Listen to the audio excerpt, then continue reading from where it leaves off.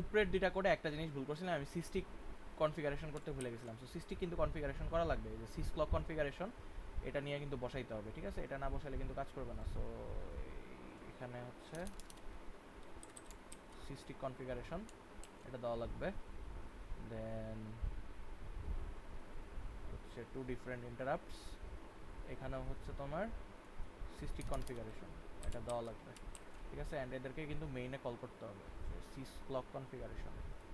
So cis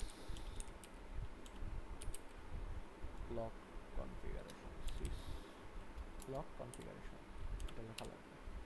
so এটা এখানেও লেখা লাগবে মেইনে, সিস ক্লক কনফিগারেশন। সো এই পার্টটা না লিখলে কিন্তু হবে না, সো হচ্ছে এটা একটু দেখে নিও, ঠিক আছে?